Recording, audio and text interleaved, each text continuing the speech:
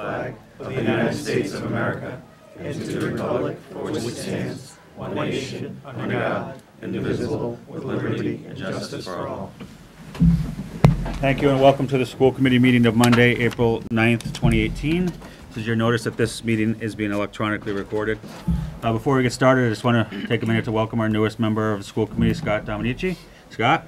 Welcome, Scott. Dominici, welcome. Thank you. Glad to have you. Glad to be here. All right, we're going to start with a special recognition tonight. We do this multiple times each year, recognizing many of our student artists here in the district who are gracious enough to loan us some of their artwork so we can decorate our school committee room so that it's a more inviting atmosphere, and it also displays some of the great work that's done throughout the schools. So I know this is a time that we all enjoy to meet the students and give them a thank you for the work that they've done. So at this time, I'm going to name the students whose artwork will be gracing the walls for the next several months. And if you could then find your picture on the wall, we'll come over and congratulate you and present you with a certificate for your hard work. The students that whose artwork will be gracing our walls for the next several months are Steve Alves, from a second grader at Willett Elementary School. Brett Hawkins, a fourth grader from Hill Roberts Elementary School. Melissa Hem, a fourth grader from Thatcher Elementary School. Kyra Lally, a ninth grader from Attleboro High School. Natalia Marzak, a third grader from Studley Elementary School. Ryan Mooney, a fifth grader from Brennan Middle School. Ethan Ower, an eighth grader from Wamsutta Middle School. Julia Reyes, a 10th grader from Attleboro High School. Avery Richard, a kindergartner from Hyman Fine Elementary School. Brianna Riano, an 8th grader from Wamsutta Middle School. And Jenna Sankey, a 6th grader from Coelho Middle School. Thank you all very much.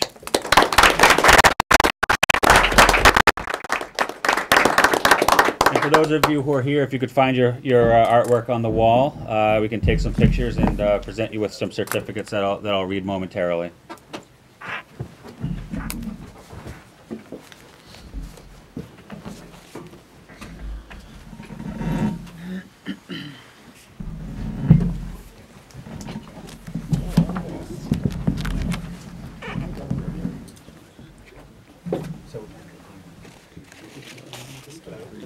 Yeah, that's what I'm worried about.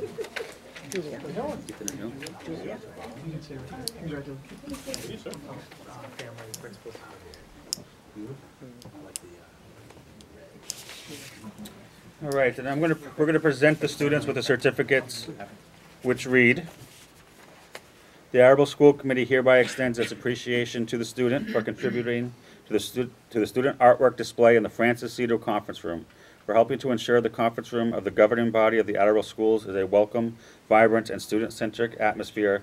The school committee extends its sincere gratitude. Signed, Stephen K. Withers, Jr., Chairman, April 9th, 2018. Thank you.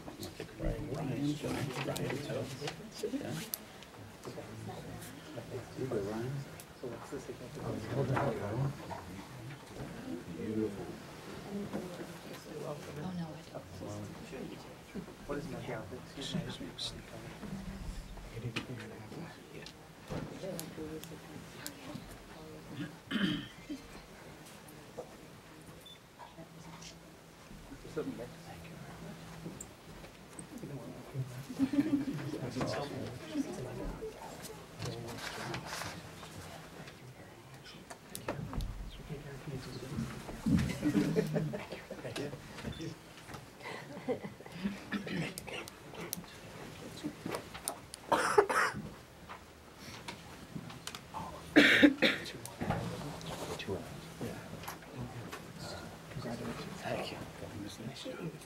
Yeah.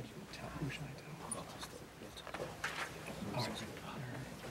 Two ends. Okay, so Thank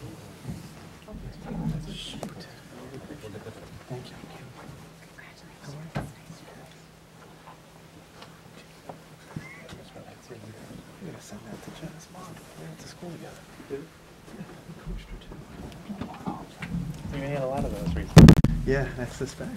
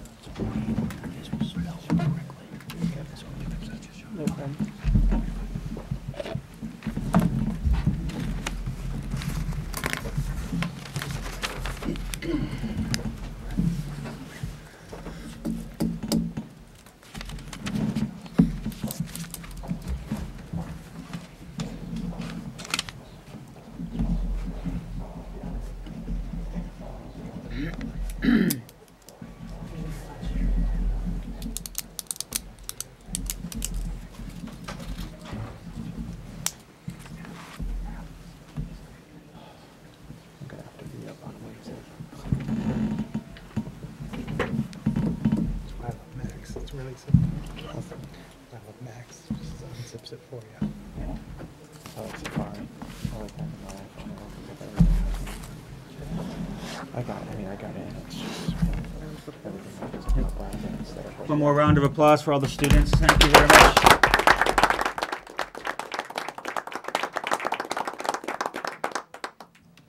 Thank you to Mrs. Scales and Mrs. Casey for coordinating this once again.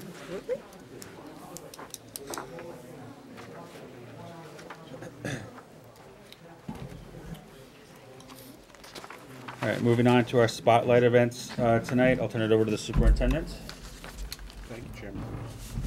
Yeah, I have two updates for the committee. I'll hand it over to Ms. Regan to introduce the first. So the first is a commercial about the Special Olympics, which is on June 5th. So we'd like to invite 3 members of that committee to the table. Yeah, right over here. So I'm Megan, I'm a senior at Attleboro High School, and I am the volunteer coordinator for this year's school day games. I'm Tammy, I'm a sophomore at Attleboro High School. I'm the Olympic Town coordinator for the games. I'm Maddie, I'm a senior at Attleboro High School, and I'm the food coordinator. So we are here tonight to just talk to you guys about Special Olympics and to invite you guys to our day games.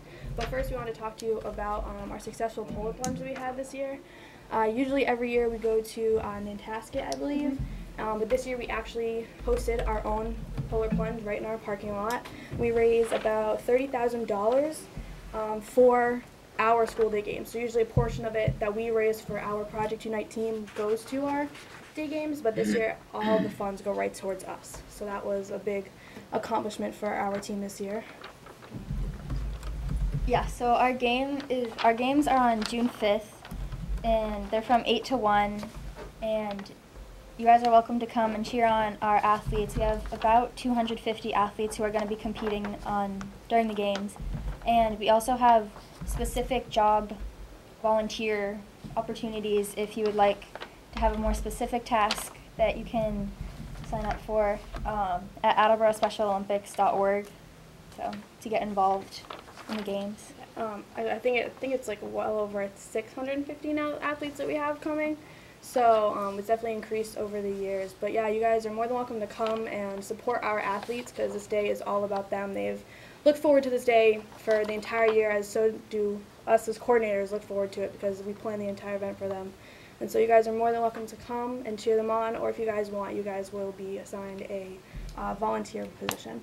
And it's open, and you guys, I think our website is up there. For more information, you can definitely talk to us or Ms. Halsey, or go right online and email us. Thank you.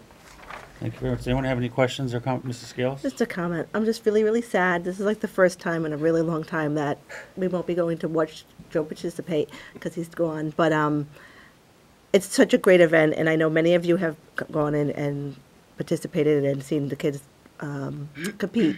And it's a lot of fun, and kudos to you guys for doing a great job year after year. I mean, you make everybody so relaxed, and it flows very nicely in Olympic time, Special Olympics time, which is kind of scary. But they do a fantastic job, and great job coordinating for the students. Really good job. Thank you. Mr. Geddes? I'd like to also commend you on raising $30,000 for this event through the polar plunge. That's not an easy thing to do. Does that $30,000 cover everything for the event? Do you still need donations? Donations are always greatly appreciated, just to always add that special wow factor. So we take whatever, but yeah, a majority will be used for the event.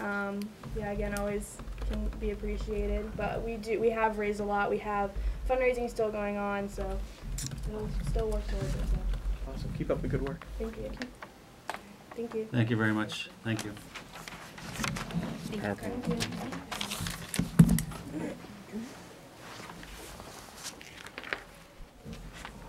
So our next spotlight has 3 Attleboro High School students who attended the New England Secondary School Consortium Conference.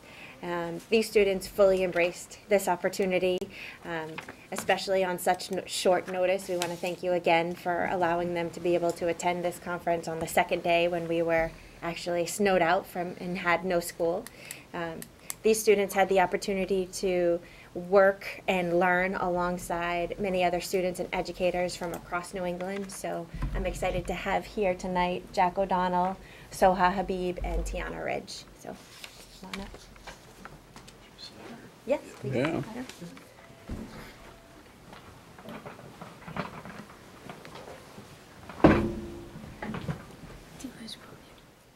Welcome. Hello.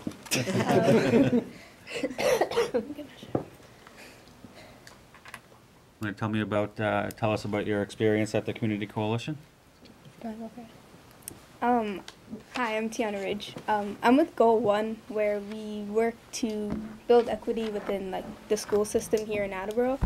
And so far, we have mostly been planning on things to do in the community. We haven't had any action steps because we need to plan more.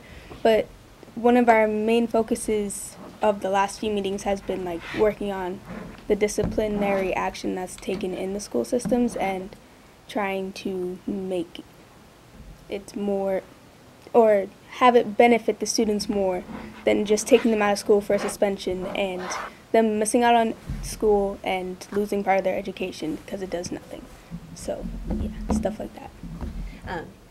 Can you share your experiences while you were at the conference and what you learned specifically? I know we have highlighted some things there. Tiana was actually one of 3 students that was on a panel speaking about student voice. So, yeah, thank you for that too. That was an amazing opportunity both days. So for the first day, we mostly just went to workshops, and I went to workshops about leadership and learning through internships. The second day, I went and I spoke on a panel about our school and the importance of student voice. And I went to, I forget what the second workshop was. Anyways, some of the stuff I said about student voice and some of the values that I find in it are that student voice is important to building the foundations of your future. If you if you work on your student voice now, you'll have the tools necessary to stand up for yourself later on in life, and you'll be able to build healthy relationships with your boss, co-workers, and just relationships in general. Because without student voice, we wouldn't. It's an insight on positive or negative perspective on what's happening here at ground level at the school. Not just from people who have to make the decisions, but also what's actually happening. Great.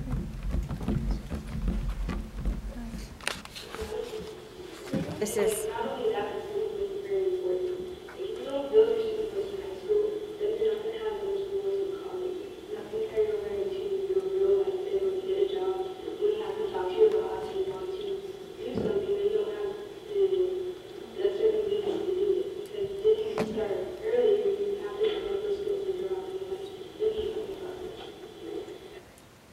That was just a short clip from the panel that day where she was speaking about student voice. If you advance to the next slide, I think the next person is there. Okay. Hi, I'm Soha Habib. I'm a junior. Thank you again for letting us go to the workshop and the conference. It really was we learned a lot about different programs that we can implement in our school. A workshop that really stood out to me was the New York City School Board of Education. They're implementing a mastery-based grading system where teachers, they don't grade on how well you can complete a worksheet. They grade based on how well students master the knowledge that teachers are teaching to the students. The school board in New York City has been trying to do this for 8 years, and they've been pretty successful. Students have proven to not fall through the cracks anymore. They've risen against the weight of having grades weigh them down throughout the system from K to 12. It also like leads the way to culturally relevant curriculums where students learn things where they feel is more like relevant to their everyday life. So they're trying to make math more relevant, and they're trying to like teach kids to be more politically conscious throughout like our changing world. So students learn how to be better students, not just like in school, but in the outside world and their communities. Excellent. Thank you. Hi, I'm Jack O'Donnell. Thanks again for allowing us to go to the conference. Snow was great. I did use all the fancy soap in the hotel room. I did have coffee in my hotel room. It was a good time, but obviously the real reason we got to go was to get the experience of the actual conference. So me, Tiana, and Soha are all part of the Attleboro Community Coalition. So we're basically just a group of educators, students, parents, community members who get together to work on different goals for our community. A lot of the times we have to work for, we're trying to build equity within not just the school system, but the community as a whole. So basically, we met this group of kids from South Egan High School in Amherst, New Hampshire, and one of their ideas to kind of create equity within their community is through this thing called the Community Council. So the Community Council basically has student representatives, a school committee member representatives, which they use to bridge between the school and the school committee itself, parents, etc., just like the Attleboro Community Coalition. And basically, they work on issues in their communities. It could be educational, like for Souhegan, they're working on like a security issue. Basically, they meet weekly, I believe, and then they have like a bigger meeting at night, like once a month.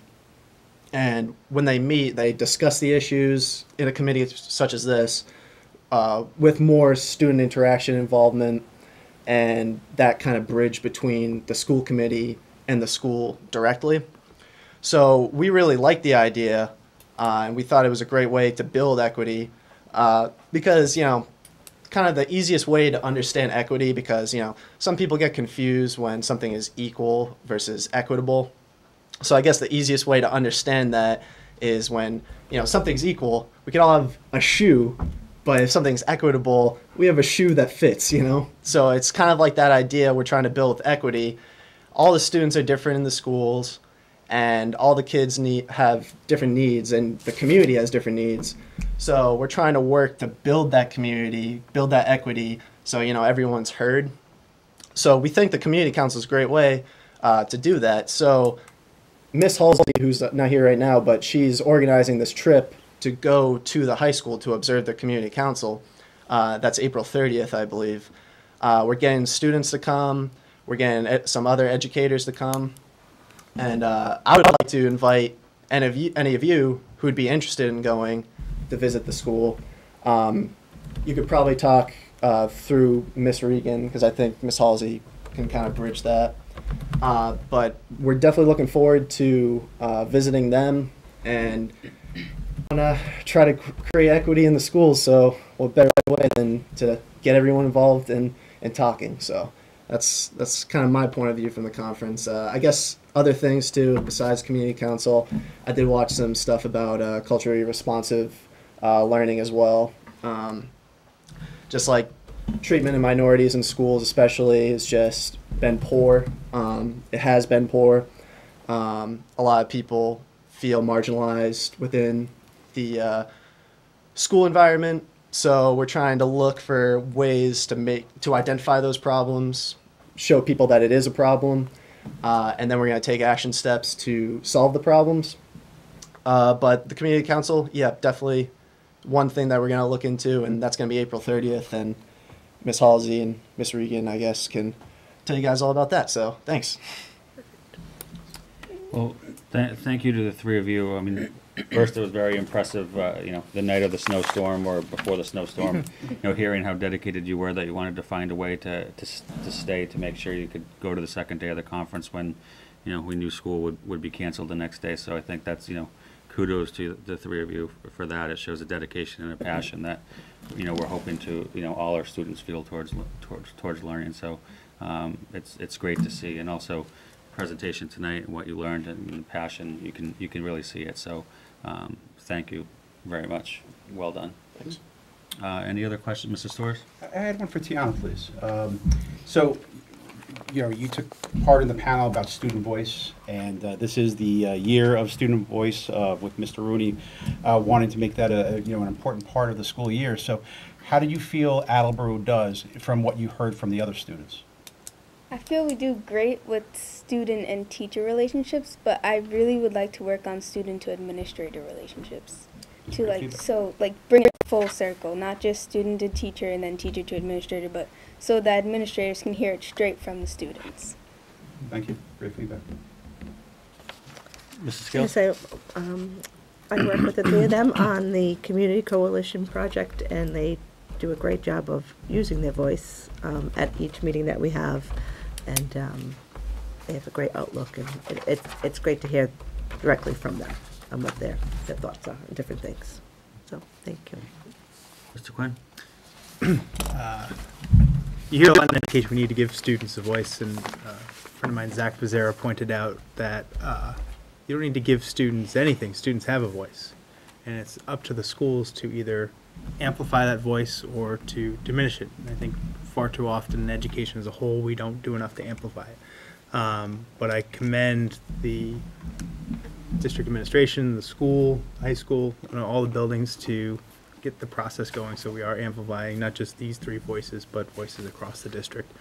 There's a lot of insight to be had about the ways we can improve the school community, both from just a environmental standpoint, but also from an academic one as well. So thank you for all your efforts. You've been amazing in meetings, and thank you to all the work that goes on here. If I actually could add something about all that. I guess when you're talking about, amplifying or diminishing the student voice, I think the best way to kind of look at that is to not necessarily say, like, from a higher position, saying to someone, you can speak, but it's more like what we're trying to do is keep it level, you know what I mean? Mm-hmm. So it's like administration can go to the level of the student, or a teacher can go to the level of the student, and everyone feels comfortable speaking together at that same level in order to have those conversations about the problems and then to fix them. So this is just one thing I wanted to add. Excellent. Thank you all very much again. Thank you. Thanks.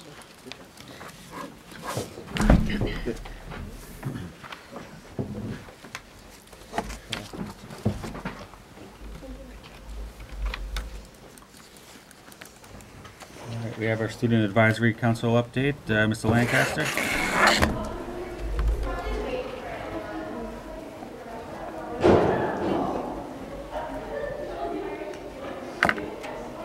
Everybody. Hi. So going on Attleboro Public Schools right now. Elementary schools have their MCAS testing for the 3rd and 4th graders, so good luck to them going into their first years of their many MCAS tests that they will endure. Nice to have that over with. But there's the school committee meetings, and obviously early release, then school break, which everybody's excited for. PTO meetings for some of the schools, more MCAS testing. There's a YMCA challenge kickoff for the 5th graders on April 12th, which is great, and then there's obviously break for that school as well. For the high school, there's the highly selective college panel, which I think I'll be attending, and a couple of my friends, so I know that's gaining some momentum in at least the Attleboro school community. Attleboro high school community, I can't speak more to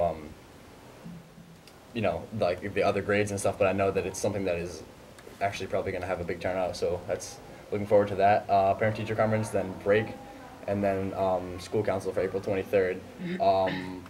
In terms of community engagement, I think I would say that it's a pretty community engaging thing that the new school has passed. I know that the high school is supposed to remain pretty neutral in terms of being pro or like anti-new school, but SAC is proud to be involved in that. Pretty much every member of SAC gave their time to volunteer for the new school. There was a lot of volunteer opportunities. I saw quite a few of you guys there at Morin's or something, just kind of celebrating. But it's a great thing for the community. It helps come together. I guess just one more thing to add. The April 30th thing that they were just here for is a great thing for Attleboro High School. It's kind of being bridged with SAC because SAC is kind of like a student-run council, and then this is more like an administration-run council. So it'd be a great gap if the class or the community council were to be like almost serving as a almost serving as a medium between the two. So that's something that I think I'll probably be attending along with Jack, Soha, and Tiana. So that's something that we can always look forward to come April 30th and maybe see some of you guys there. And then in terms of SAC update, SAC wants to spread information about the new school because a lot of kids are underaware of kind of what's going on, how it's being built, and just kind of like important facts about the new school and how it's being grown. And also, we worked with Red Cross on Friday to have some of our students go down and help out for the blood drive. So that was a good experience, and we got to see a lot of friendly faces of the Attleboro community show up and give blood, which is a great event. So SSC is proud to be part of that. And that's all I got for you tonight. Thank you. Thank you. All right, moving on to our business agenda for tonight. Superintendent Sawyer, your report. Thank you, Chairman Weathers. First, in case anyone missed my guest essay in the paper this weekend, I just wanted to, the TV audience, just make a couple points, reiterate them. I think it's important to acknowledge that the vote that was successful last Tuesday will result in a public project expending, the city's funds, and therefore the new high school belongs to everyone, and therefore, we will be accountable as a school district to the entire community, not just the people who supported it. We were very buoyed by the result, but we were confident that there was strong support for the schools in this community, and it was a real validation to have such a strong result. Along the campaign, it had been noted by several people that schools don't teach, that teachers do, and we wholeheartedly agree with that assertion, but we're very excited because by addressing the severe limitations of this facility, we will really raise the capacity of our teachers to do the great work that we know that they will be able to do in the proper environment. And I would also like to say that, while Tuesday felt like an end of sorts after the sprint of a campaign, it's really just the beginning. Not only the beginning for this project, which will certainly be a significant amount of work over the next couple years, but also a new beginning for the school district as a whole. I believe that the decision to address this facility will be the foundation upon which we can build further progress as we try to address the various issues that we face that are still ongoing. And so our work is cut out for us, and if nothing else, it's important to note that as such, the expectations for the school district have been raised by this community, appropriately so, and we look forward to meeting them. So just my final comment is that the result on Tuesday was the result of a lot of people's hard work to make that happen, to do the various things that went into the outcome that we received, and I just wanted to personally thank them all. Thank you. We talked a lot about the Community Coalition. I think it'd be important to note that the next meeting of the Community Coalition is Thursday, the 12th at 5 o'clock at Thatcher Elementary School. We're excited to have another meeting, and as you saw from our student presentation, we're doing a lot of really interesting stuff there, and we will believe that the work is just beginning, and I look forward to where we're headed with all of that. For your consideration this evening, we have provided a proposed schedule for next year for both the full committee and subcommittee meetings. So I would ask that So we'll start with the proposed school committee meeting schedule for July 2018 to August 2019. The proposed schedule was submitted with your packets. I'd entertain a motion to approve. So moved. Second. Any questions, comments, discussion? All those in favor? Aye. Passes. Then we have a proposed subcommittee meeting schedule for September 8, 2018 to June 2019. Again, that was submitted with your packets. Entertain a motion to approve. So moved. Second. Discussion? All those in favor? Aye. And then the only thing, I would say is that with both of those, as need be, we can amend the schedule as necessary, but that gives us a schedule to work off of and plan around, so I thank the administration in their office for putting that together. Thank you very much. And lastly, I'm going to ask Mr. Furtado to join me. We'd like to update you on our timeline for preparing budgets for FY19. Welcome, Mr. Furtado. Thank you. Floor is yours. Okay, so we have prepared a notice for public hearing based on the budget that was proposed in December. We have been conducting meetings with various departments to finalize some of the 19 numbers and hope to have that done by end of day tomorrow. We'll have a more formal presentation to the school committee at its next meeting on the 20th? No, 23rd, I'm sorry. When is the public hearing? The 23rd.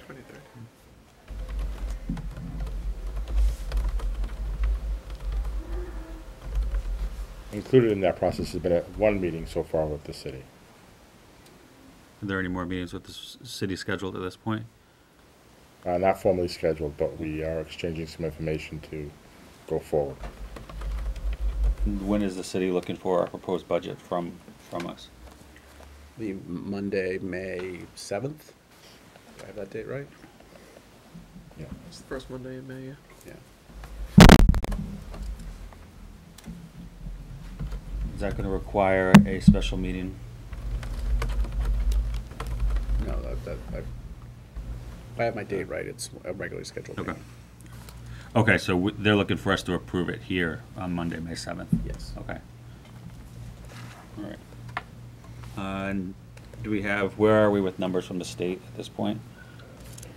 We have the initial budget from the legislature House Ways and last week. House Ways and Means.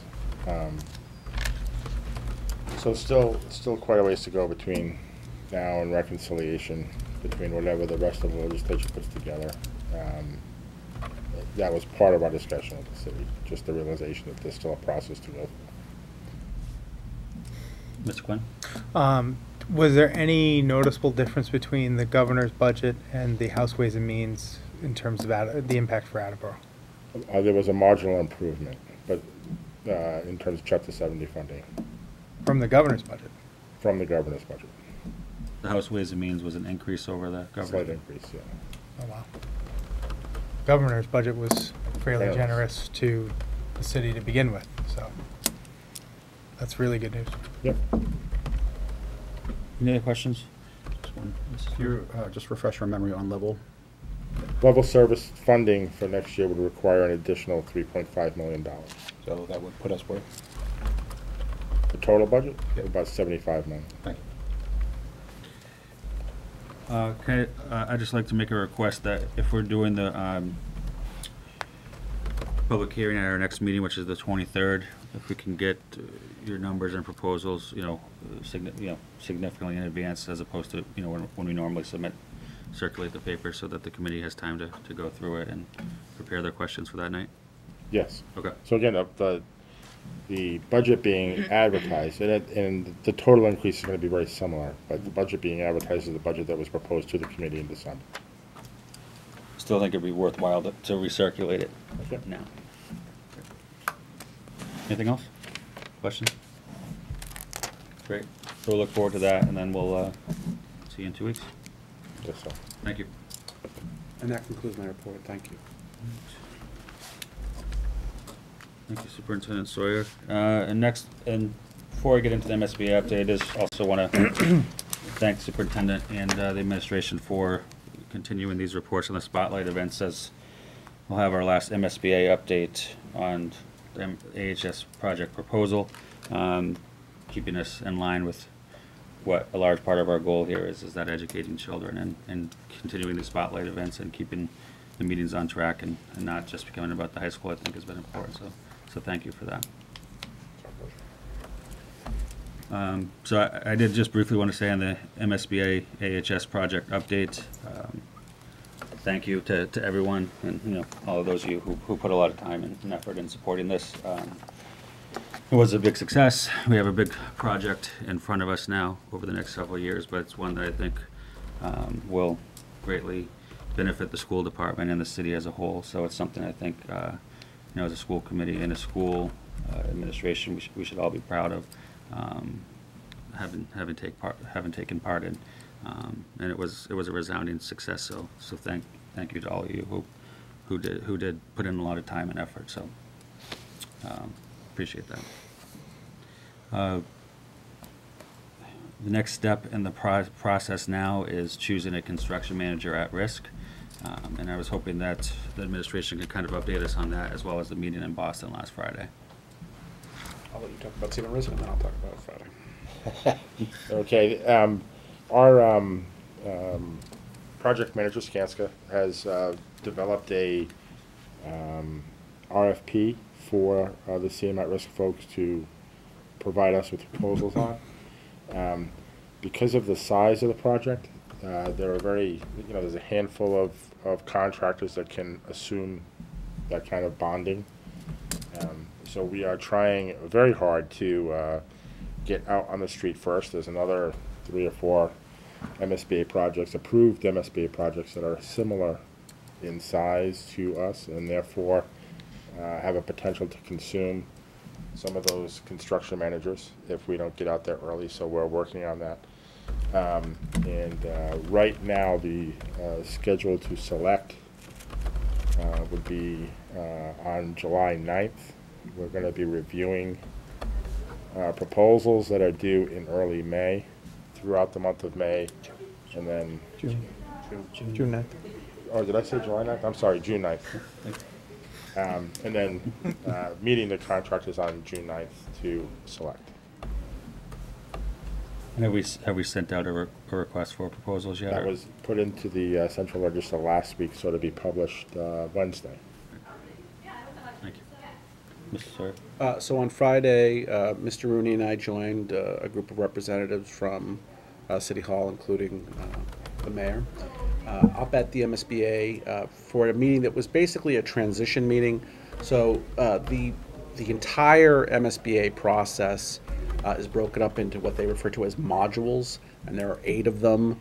I'm assuming the first one is statement of interest, and the 8th one is the closeout. So literally from the very, very start of it to the very, very end of it, it's broken up into these segments.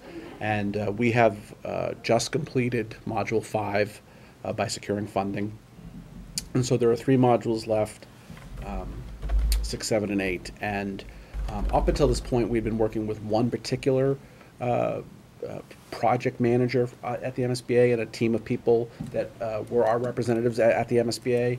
And the nature of that work is all the preparation and the feasibility study. Now that we're going into construction, we're going to be working with a different team, a different group of people whose expertise is in actually building buildings. And so the purpose of the meeting was to be introduced to the new team and to sort of get an overview of what 6, 7, and 8 look like.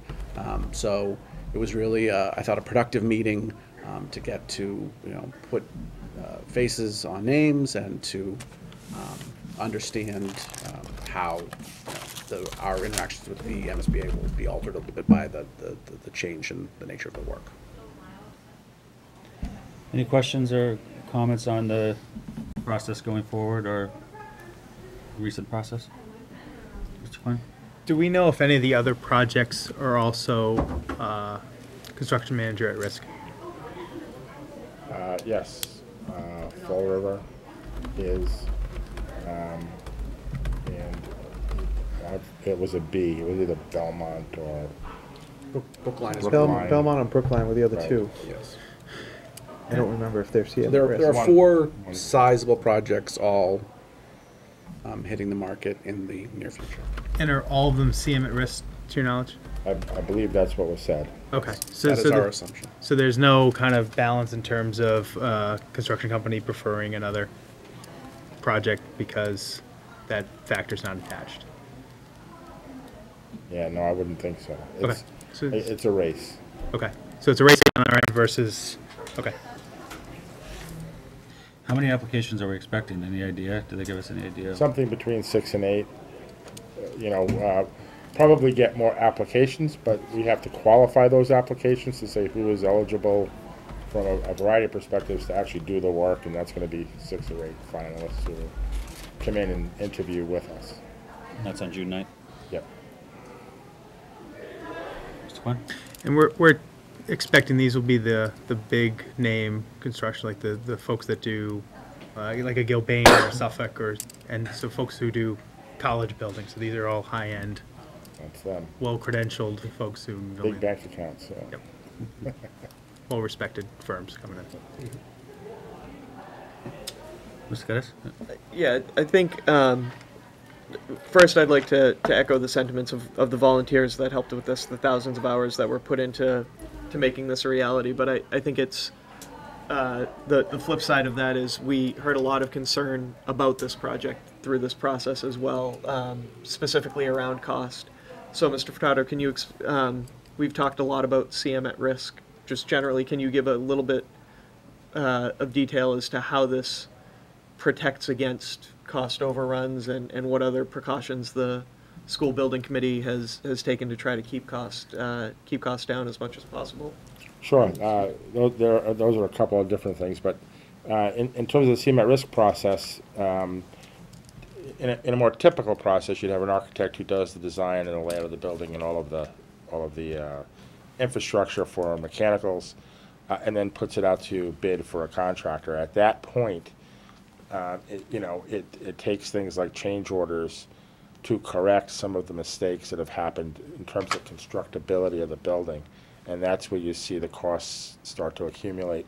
In this process, the contractor comes in at the beginning of that process rather than after the drawings are finalized, and do things like constructability and value engineering to discuss how the thing is built as opposed to how you draw it, and eliminates a lot, if not all, of that changing after the documents are out. So that's the value of doing it this way, and the contractor commits to a number at the end of that process before you put a shovel in the ground, and assumes the risk, which is CM at risk of any changes that would impact the cost. And that came up at that meeting last Friday. It's the number that he's referring to is the guaranteed maximum price, and it's one of the chief protections in this process.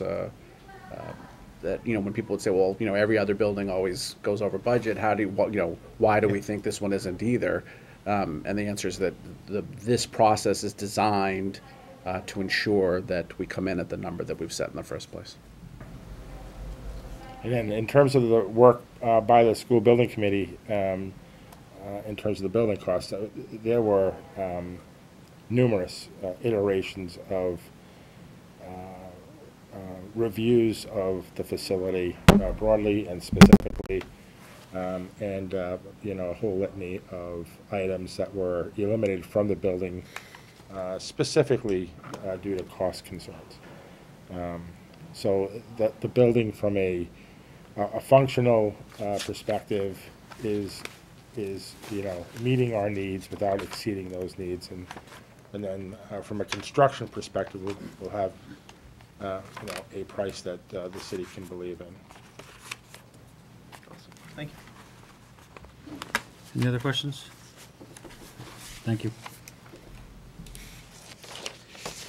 All right, that concludes our business agenda for tonight. Moving on, we have minutes from our March 26, 2018 meeting. The minutes were circulated with your packet. Do we have a motion to approve? So moved. Second. Any discussion? All in favor? Aye. Motion passes. Consent agenda tonight, motion to accept an anonymous donation in the amount of $1,157.54 to be applied to the unpaid lunch balance line for the district. So moved. Second. All in favor? Aye. Motion to accept a donation from Father Ted Brown at La Salette to the Children's Center at Attleboro High School with an estimated value of $300 broken down as set forth in the chairman's memorandum dated April 6, 2018. So moved. Second. All those in favor? Aye. Pursuant to the Chestnut Hill Studio Limited contract dated July 25th, 2017, motion to approve $1,828 to directly benefit the students of the high school as broken down in the memorandum dated April 6, 2018. So moved. Second. All those in favor? Aye. Motion to approve a donation in the amount of $783.36 from Custom Link LLC to the Attleboro High School History Experiential Learning Class. So moved. Second. All in favor? Aye. Motion to approve a donation in the amount of Motion to approve a donation in the amount of $171.07 from Bliss Restaurants to AHS Class of 2019. So moved. Second. All in favor? Aye. Motion to accept a donation in the amount of $3,900 from an anonymous donor to the Attleboro Public Schools to be utilized where the superintendent deems appropriate. So moved. Excuse me. Second. Chairman, is it 3,900 or 3,000? $3,900. Revised agenda. Oh, okay, thank you. So we have a motion, do we have a second? Yes. All those in favor? Aye.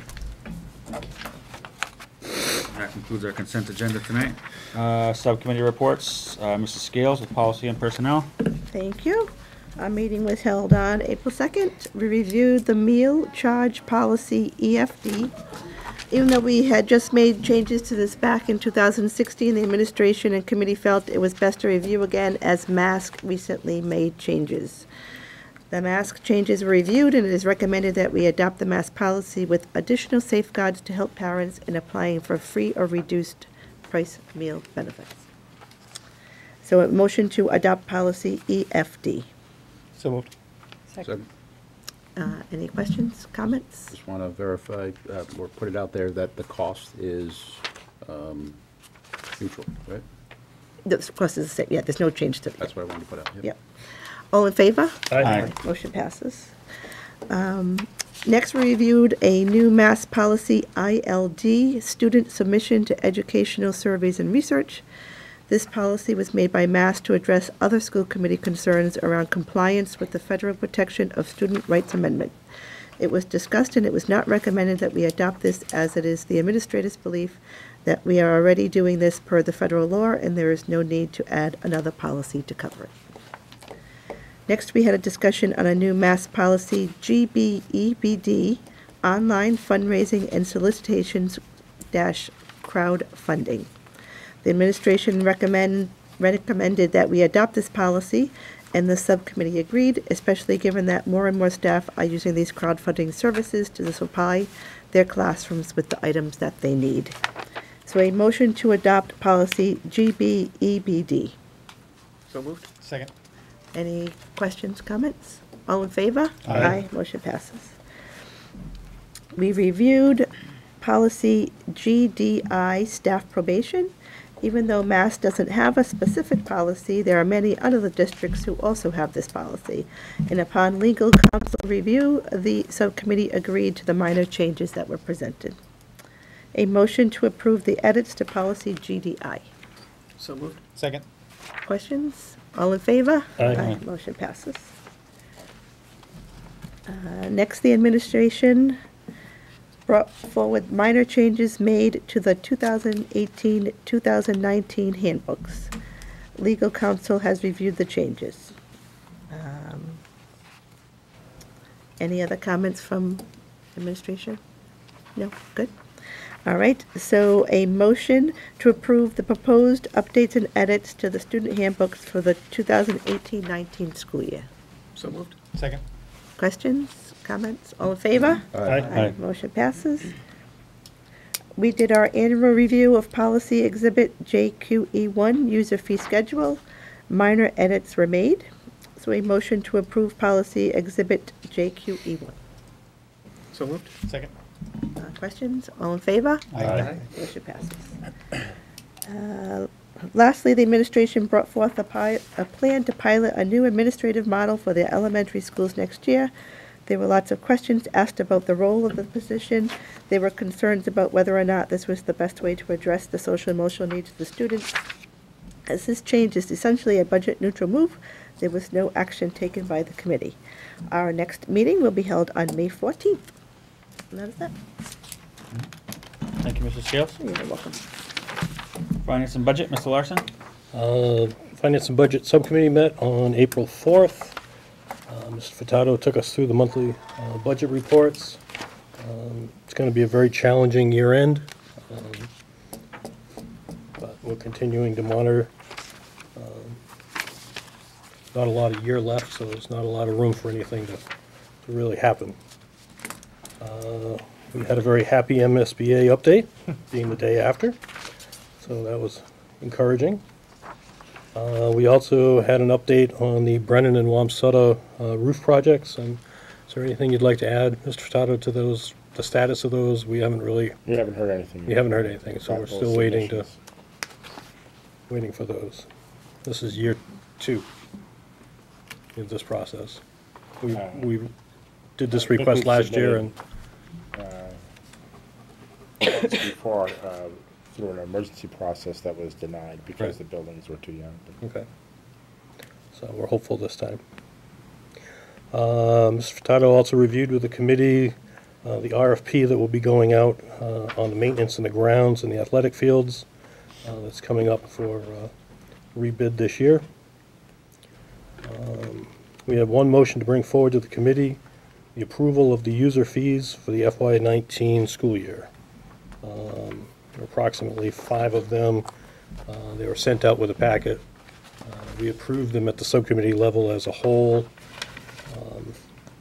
Really, there were no changes in prices. There were a couple of additional segments of rates, but none of the existing rates really changed.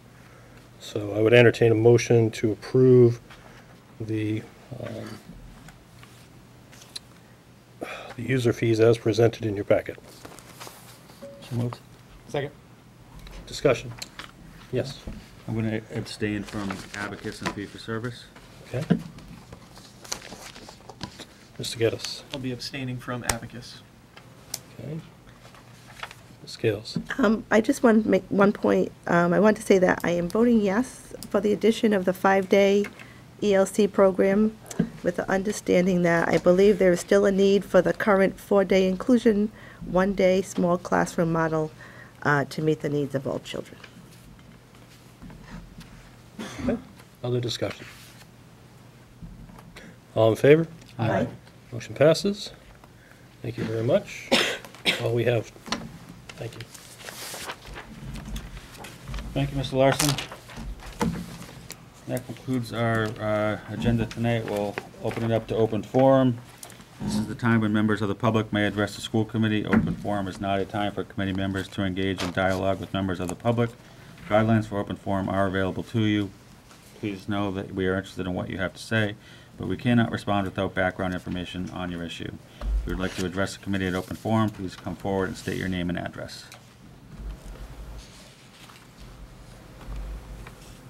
All right, that will close open forum. Now I'll entertain a motion to adjourn. So moved. Second. All in favor? Aye.